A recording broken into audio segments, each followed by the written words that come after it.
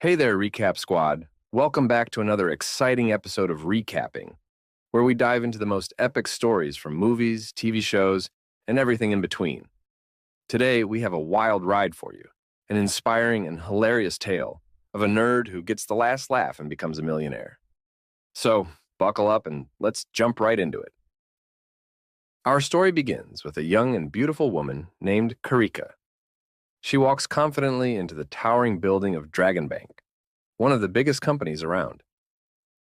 Now, Karika isn't just anyone. She's the daughter of the president of Dragon Bank, and today she's here to conduct interviews for new recruits. Talk about pressure. Can you imagine having that kind of responsibility? Being the president's daughter comes with its own set of expectations and challenges. Meanwhile, we meet Gaku. This guy has been dreaming of working at Dragon Bank since he was a kid. Today is his big day. But there's a catch. Gaku is what you'd call a classic nerd. He's got mad computer skills, but seriously lacks in the communication department. You know the type. Awkward in social settings, probably prefers coding over conversation. He's so nervous that he's making blunders left and right in front of the recruiting committee. Picture this. Gaku's in the interview room. His palms are sweaty, knees weak, arms are heavy. Okay, maybe not that dramatic, but you get the idea. He can barely get his words out and just looks plain awkward. But here's the twist. Despite his nerdy demeanor, Gaku has a secret weapon.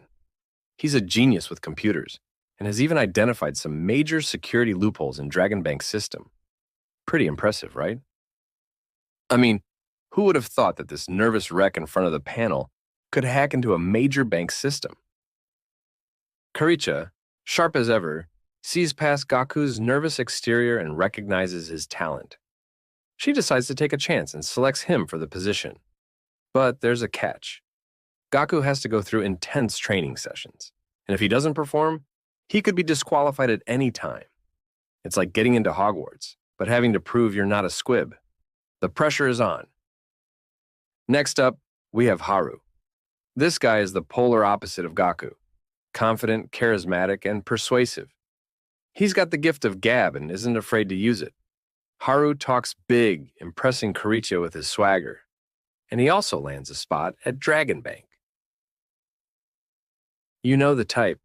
Walks in like he owns the place, flashes a charming smile, and everyone's eating out of his hand. Outside the building, fate brings Haru and Gaku together.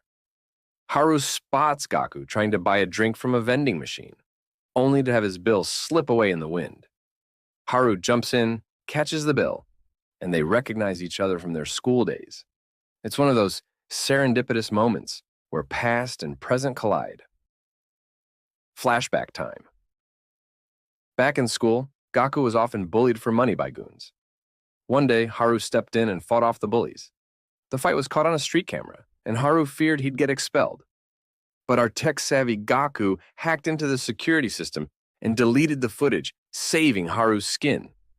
That's how their unlikely friendship began. It's like a real-life superhero duo. Brains and brawn teaming up to take on the world.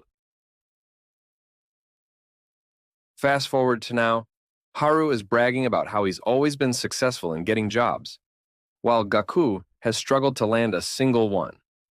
Haru's been bouncing from job to job, always landing on his feet, while Gaku feels stuck, constantly overlooked despite his skills. But things are about to change big time. A few days later, Gaku is working his side job as a glass cleaner at the Dragon Bank building. Haru shows up with big news. He's quit his job at Dragon Bank. Why? Because he wants to start his own company, and he needs Gaku's tech skills to make it happen. Haru's got the persuasive skills, but lacks the technical know-how. Gaku's got the brains, but needs a push. It's a match made in entrepreneurial heaven. They team up, ready to conquer the business world. Haru's standing there, practically vibrating with excitement.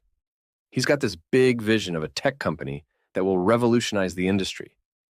He's got the charisma to sell it, but he needs Gaku's technical expertise to build it. It's like Steve Jobs and Steve Wozniak all over again. Gaku's hesitant at first, but Haru's enthusiasm is infectious. But here's the catch. Getting started isn't easy. They pitch their business plan to banks and investors, but no one takes them seriously. Their lack of experience and vague business plan turn everyone off. It's like trying to sell ice to an Eskimo. No one's buying it. Desperate, they turn to Karika, hoping she'll invest. She's not easily convinced. Haru, ever the showman, even bets he can hit a tricky pool shot to win her over. Spoiler alert, it doesn't work. Karita's sharp and knows when someone's trying to play her, but she sees the passion in Haru and Gaku's eyes and agrees to hear them out. They spend countless nights brainstorming and refining their plan. It's a grind, but they're determined. Haru's got the big ideas, and Gaku's the one figuring out how to make them work. They complement each other perfectly, but it's not an easy road. Every setback feels like a punch to the gut, but they keep pushing forward. Then comes the hacking competition, a high-stakes game against top hackers from around the world. If Gaku wins, they'll get the recognition they need. The competition is intense.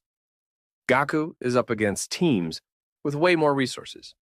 But then, Haru rallies a group of newbie hackers to support Gaku.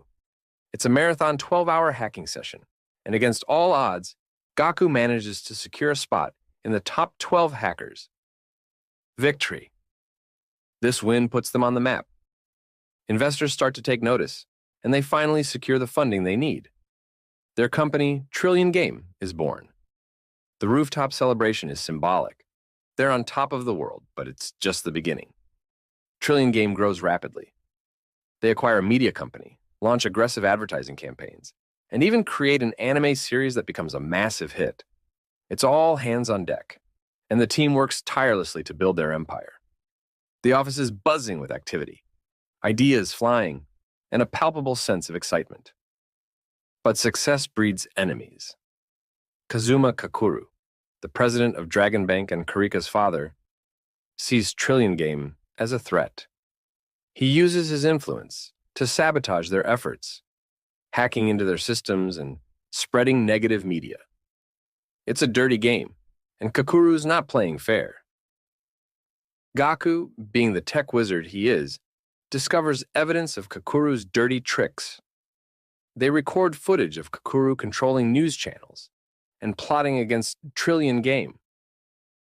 Armed with this evidence, Haru and Gaku finally have the leverage they need. It's a turning point, and they know they have to act fast. In a dramatic showdown, they confront Kakuru with the evidence. Faced with public exposure, Kakuru has no choice but to back down. Trillion Game emerges victorious, stronger than ever. It's a classic David versus Goliath moment, and our heroes come out on top. Haru and Gaku's journey from underdogs to industry leaders is complete. They've not only built a successful company, but also proven that with the right mix of talent, determination, and a bit of luck, anyone can rise to the top. They're celebrating, but it's clear they're already thinking about the next big thing. The sky's the limit. And that's the incredible story of how a nerd and his charismatic friend became millionaires. It's a tale of friendship, perseverance, and never giving up on your dreams. If you enjoyed this recap, smash that like button, hit subscribe, and ring the bell for more amazing stories from recapping. Thanks for watching, and we'll see you in the next video.